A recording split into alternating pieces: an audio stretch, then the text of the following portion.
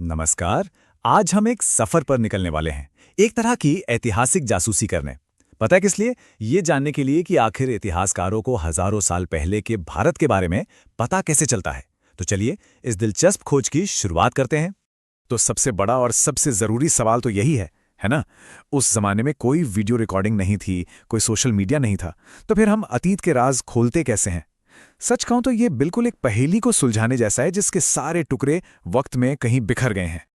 और देखिए, किसी भी अच्छी जासूसी कहानी की तरह हमारे पास भी तीन मुख्य तरह के सुराग हैं। हम एक एक करके इन तीनों की पड़ताल करेंगे, ये समझने के लिए कि इतिहासकार कैसे इन बिखरे हुए टुकड़ों को जोड़कर अतीत की एक साफ सुथरी तस्वीर बनाते हैं। हमारा पहला सुराग आता है उन लोगों से जो भारत में बाहर से आए थे, यानी विदेशी यात्री। सोचिए, ये लोग चश्मदीद गवाह थे। इन्होंने भारत का दौरा किया और जो कुछ भी अपनी आंखों से देखा उसे लिख लिया। हमारे पास अलग अलग दौर के कुछ बहुत ही खास गवाह हैं, जैसे यूनान से आए मेगिस्थनीज जो मौर्य काल में थे, फिर चीन से फाहियान और ह्यूएनसांग जो गुप्त और हर्ष के शासनकाल में आए, और फिर फारस से अल-बिरूनी जिनका नजरिया काफी वैज्ञानिक था। चलिए इस टेबल में थोड़ा और गहराई से झांकते हैं।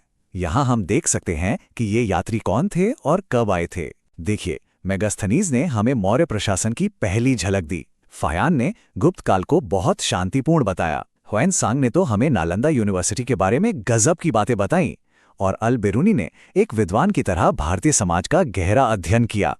मेगास्थनीज की किताब इंडिका भले ही आज अपने असली रूप में मौजूद नहीं है, लेकिन उसके जो हिस्से बचे हैं वो हमें एक कमाल की तस्वीर देते हैं। सोचिए, उन्होंने पाटलिपुत्र को एक विशाल किलेबंद शहर बताया। उन्होंने एक बहुत ही संगठित सेना और यहां तक कि समाज के अलग अलग वर्गों का भी जिक्र किया, जो उन्होंने अपने हिसाब से समझा था। तो इन बाहरी लोगों के लिखे का सबसे बड़ा फायदा क्या है?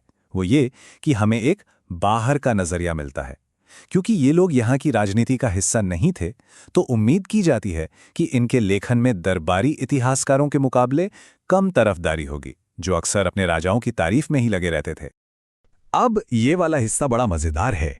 देखिए, ये चश्मदीद गवाह भी हमेशा एक जैसी बात नहीं करते। फाहियान को गुप्त काल में भारत अविश्वसनीय रूप से सुरक्षित लगा, लेकिन उसके लगभग 200 साल बाद ह्वेनसांग को यहां 2 बार लूट लिया गया। इससे पता चलता है कि समय के साथ हालात कैसे बदल सकते हैं और इतिहासकारों को ऐसे विरोधाभासों से भी निपटना पड़ता है। लेकिन हाँ, एक बड़ी चुनौती भी थी। ये यात्री अक्सर यहाँ की भाषा और संस्कृति को पूरी तरह से नहीं समझते थे, जिससे कुछ दिलचस्प गलतफहमियां हो जाती थीं। जैसे यूनानियों ने भारतीय देवताओं की तुलना अपने देवताओं से कर दी और कृष्ण को हेराक्लीस कह दिया। ये बातें हमें याद दिलाती हैं कि इन स्रोतों को बहुत सावधानी से पढ़ने की जरूरत है। तो चलिए अब हमारे अगले सुराग की ओर बढ़ते हैं। ये सुराग हमें अंदर से मिलता है, यानी जिस तरह से इस सभ्यता ने खुद अपनी कहानी को सहेज कर रखा, और वो जरिया थे पुराण, जो इसकी अपनी सांस्कृतिक याददाश्तें हैं।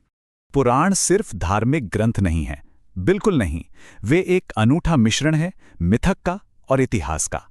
आप इन्हें एक तरह का कल्चरल आर्काइव या सांस्कृतिक खजाना समझ सकते हैं, जो पीढ़ियों से चली आ रही कहानियों, वंशावलियों और यादों को सहेज कर रखता है। परंपरा के अनुसार एक पुराण में 5 विषय होते हैं, लेकिन इतिहासकारों के लिए जो 5वां विषय है, वंशानुचरित, वो तो जैसे सोने की खान है। इसमें शाही राजवंशों का इतिहास है, राजाओं की सूचियां जो हमें एक राजनीतिक टाइमलाइन बनाने में मदद करती हैं। और ये सिर्फ राजा महाराजाओं की लिस्ट नहीं है। पुराणों में समाज, अर्थव्यवस्था और संस्कृति के बारे में भी ढेरों जानकारी छुपी है। वे हमें वर्ण व्यवस्था, किसानों की जिंदगी और यहाँ तक कि कारीगरों के संघ, जिन्हें श्रेणी कहा जाता था, उनके बारे में भी बताते हैं। तो पुराणों के साथ सबसे बड़ी चुनौती क्या है? वो ये है कि राजाओं की ऐतिहासिक सूचियां पौराणिक कहानियों और चमत्कारी घटनाओं के साथ मिली हुई हैं। अब एक इतिहासकार का काम यही है कि वो इन धागों को बड़ी सावधानी से अलग करे, ताकि पता चल सके कि कौन सी बात ऐतिहासिक रूप से सच हो सकती है।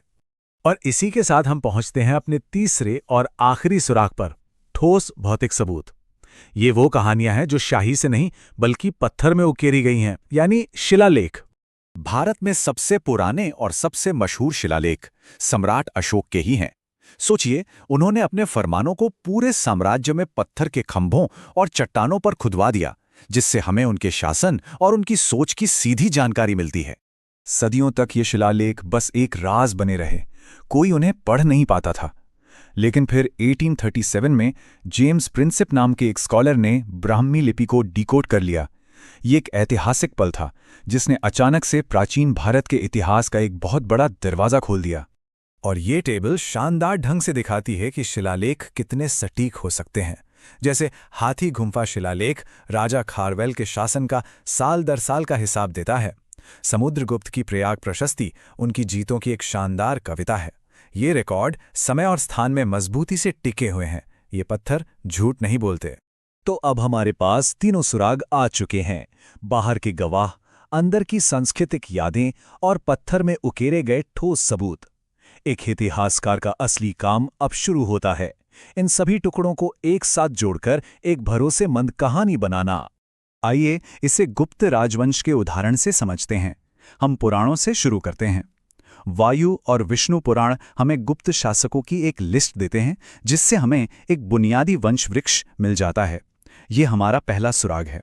अगला हम ठोस सबूत देखते हैं। समुद्रगुप्त का प्रयाग प्रशस्ति शिलालेख, ये पुराणों में बताई गई उनकी विजयों की पुष्टि करता है और तो और उनके बारे में ज्यादा विस्तार से बताता है। अब हमारी कहानी को और मजबूती मिल गई। और आखिर में हम बाहरी गवाह को लाते हैं, फाहियान, जो उसी समय भारत में घूम रहे थे, एक शांतिपूर्ण, समृद्ध और अच्छे शासन वाले समाज का जिक्र करते हैं। अब देखिए, जब तीनों स्रोत एक ही दिशा में इशारा करते हैं तो हमारे पास इतिहास की एक बहुत ही मजबूत तस्वीर तैयार हो जाती है। तो इससे सबसे बड़ी सीख क्या मिलती है? यही कि इतिहास किसी एक परफेक्ट स्रोत को खोजने का नाम नहीं है। ये एक कला है, एक ऐसी कला जिसमें विदेशी लेखों, हमारे अपने ग्रंथों और पत्थर के शिलालेखों जैसे कई अधूरे स्रोतों को एक साथ बुनकर अतीत की सबसे साफ तस्वीर तैयार की जाती है। और ये हमें एक आखिरी सवाल पर छोड़ जाता है। सोचिए, सदियों बाद भविष्य के इतिहासकार हमारे आज के समय को समझने के लिए किन सुरागों का इस्तेमाल करेंगे? क्या वे हमारे डिजिटल फुटप्रिंट्स को देखेंगे, हमारी सोशल मीडिया पोस्ट्स को, और वो हमारे बारे में क्या नतीजा निकालेंगे? इस सफर में शामिल होने के लिए धन्यवाद।